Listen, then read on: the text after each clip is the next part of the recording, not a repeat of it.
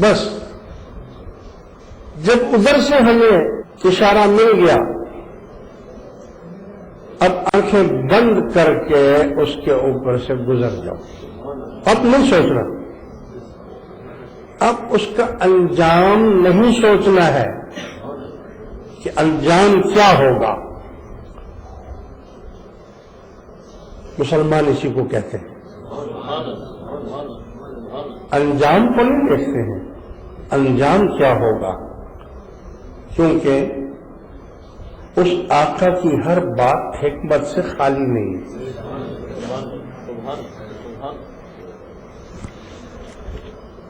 آج میں نے قرآن کریم کی ایک آیہ کریمہ آپ کے سامنے تلاوت کی ہے، جس میں اللہ تبارک و تعالی نے ہماری بھی طرف اس کا اشارہ ہے۔ آج کی دنیا قیامت تک، قرآن شریف تو قیامت تک ہے، مگر اگر آج اسی آئینے کو، قرآن آئینہ ہے، آئینے کو اٹھا کر سامنے رکھیں ہر زمانے میں تو آپ کو اس کا جواب مل جاتا ہے۔ فرمایا کہ وَإِذَا قِيلَ لَهُمْ لَا تُفْسِدُوا فِي الْأَرْضِ، اور جب ان سے کہا جاتا ہے کہ زمین میں فساد مت کرو، زمین میں فساد مت پھیلاؤ،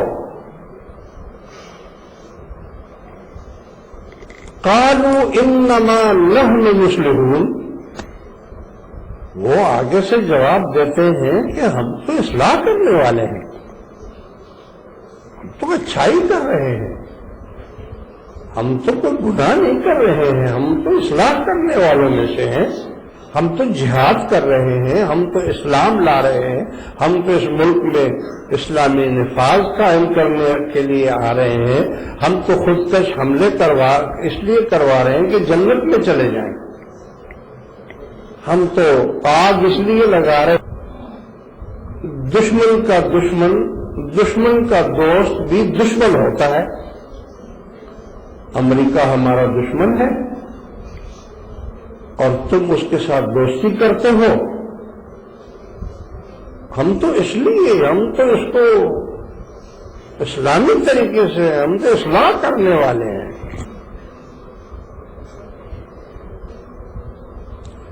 الا انہم ھم المفسدون ولکن لا یشعرون، آپ ان کو کہہ دیجئے کہ یہ اصلاح کرنے والے نہیں ہیں، بلکہ یہی لوگ فسادی ہیں، یہ فساد کرنے والے ہیں۔ بھئی امریکہ کے ساتھ دوستی میں غریب نے تو نہیں کی تھی، گولڈن مارکیٹ والوں نے امریکہ کے ساتھ تو دوستی نہیں کی تھی، دوستی کی تھی زرداری نے کی ہوگی، مشرف نے کی ہوگی، وزیروں نے کی ہوگی۔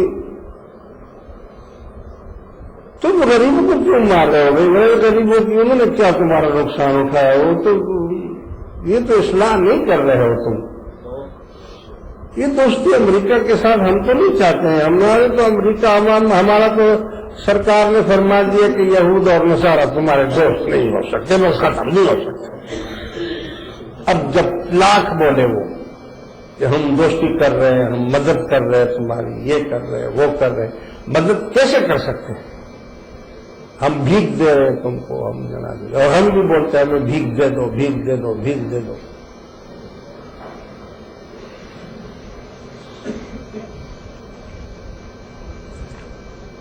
لہذا آگے کا آوا خراب ہو چکا ہے، نیچے سے لے کر اوپر تک معاملہ خراب ہو چکا ہے۔ ایمان کے 3 درجے ہوتے ہیں، 3 درجوں سے کم کا کوئی ایمان نہیں ہے۔ سرکار کا یہ فرمان ہے کہ پہلا درجہ ایمان کا یہ ہے کہ اگر کوئی برائی ہو رہی ہو تو اس کو طاقت کے ذریعے سے روکو، اگر وہ نہیں ہو سکتا تو دوسرا درجہ ایمان کا یہ ہے کہ اس کو زبان سے روکو، نصیحت سے روکو، پیار سے روکو، محبت سے روکو، اس کی اصلاح کرو.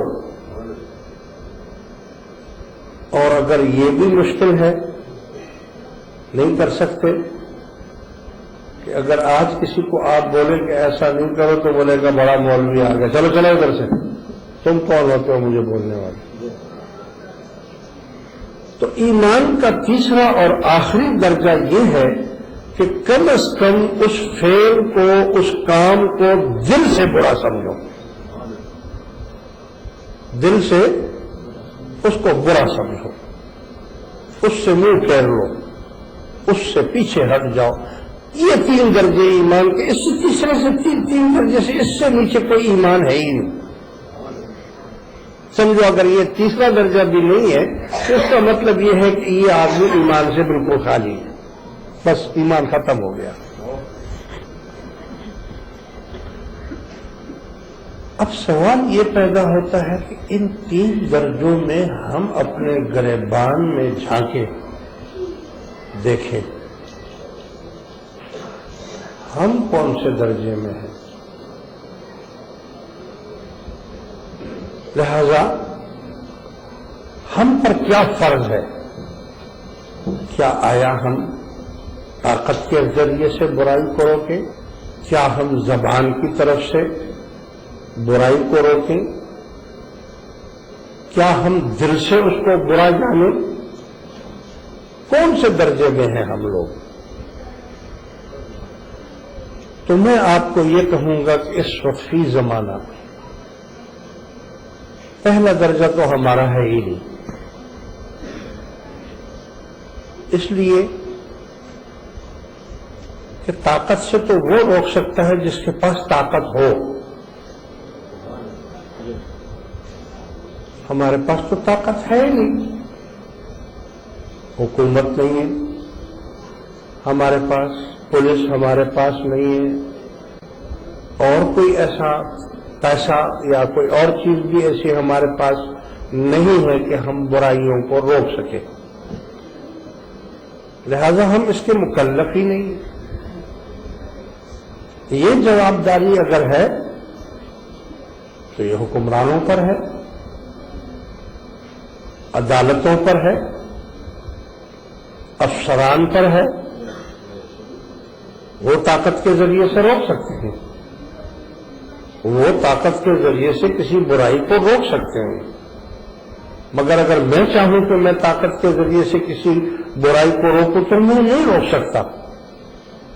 میں کیسے روکوں؟ میرے پاس کیا ہے؟ میں اگر روکوں گا تو الٹا مجھے بند کر دیں گے، کہیں گے کہ تم کون ہوتے ہو بولنے والے. اب رہ گیا دوسرا درجہ،